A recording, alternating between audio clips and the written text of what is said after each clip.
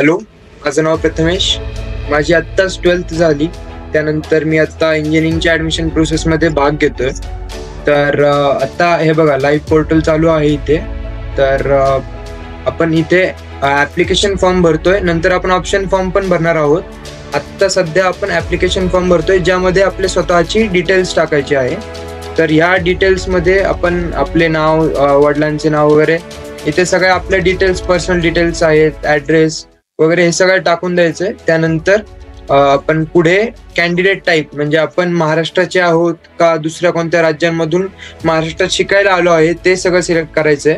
त्यानंतर आपली पुढची स्टेप आहे आपली होम युनिव्हर्सिटी कोणती आहे. म्हणजे आपण महाराष्ट्रात शिकतो, म्हणजे बर्थ सर्टिफिकेट, आपला जन्म महाराष्ट्रातला का बाहेरच्या कोणत्या याच्यातला स्टेट मधला आहे, ते सगळं इथे फिल करायचं. कॅटेगरी म्हणजे आपली जात कोणती आहे, ते सगळं इथे फिल करायचंय. आता मी ओपन मध्ये, तर मी ओपन फिल केलेलं आहे. आता आपली जात कोणती हे सगळं टाकायचं इथे.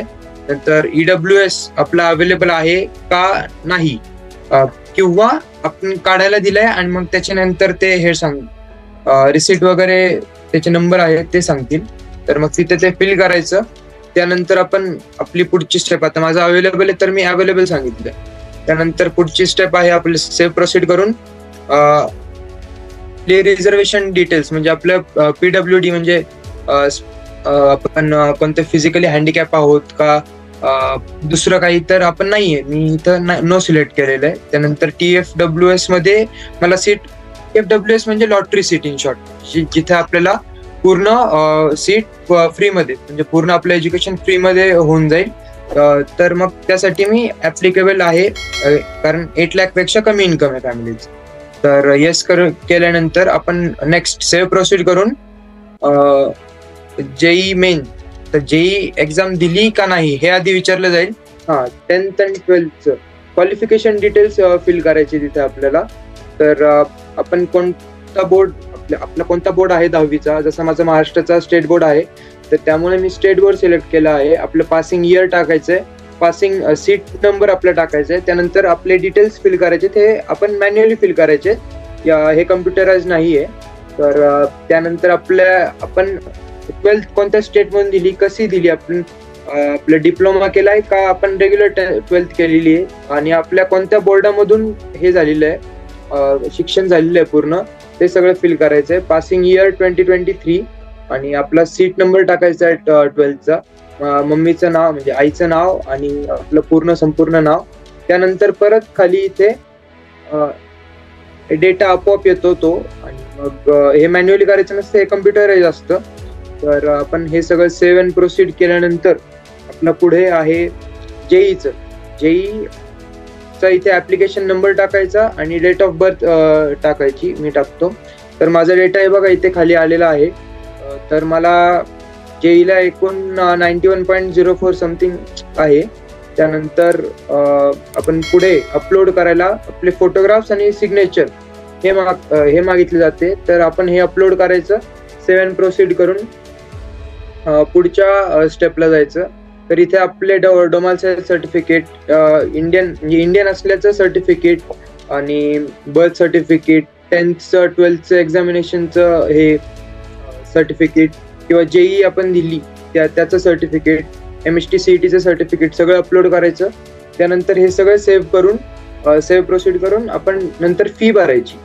तर आता मी इथे 2-3 डॉक्युमेंट्स नाही आहेत माझे, तर त्यामुळे मी फी भरू शकत नाहीये. पण तुमचे हे सगळे डॉक्युमेंट्स कम्प्लीट असल्यावरती फी भरायची आणि त्यानंतर ऍप्लिकेशन फॉर्म प्रिंट करून घ्यायचा.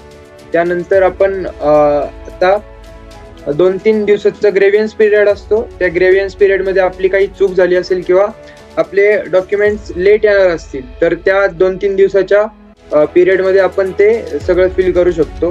त्यानंतर आपला सेकंड पार्ट चालू होतो ऍडमिशन प्रोसेसचा, ज्याला बोलतात ऑप्शन फॉर्म. मग तिकडे आपण आपले कॉलेज वगैरे डिटेल्स भरू शकतो. त्यासाठी आपण पुढच्या व्हिडिओमध्ये आपण बघूया ते. Thank you so much Prathamesh. So guys, तुम्ही सगळ्यांनी बघितलं असेल की हा 12वीला आहे, 12वीची एक्झाम दिली आणि हा तुमच्यासारखाच ॲडमिशन प्रोसेसमध्ये अप्लाय करत आहे. आणि तुमच्यासाठी किती सिम्पल वेने आहे ना, हा फॉर्म किती सिम्पल आहे आणि किती सिम्पल शब्दामध्ये तुम्हाला एक्सप्लेन केलं आहे. एखादं जर कास्टमध्ये असेल तर त्याला कास्टचे डॉक्युमेंट्स पण येणार, व्हॅलिडिटी पण येणार.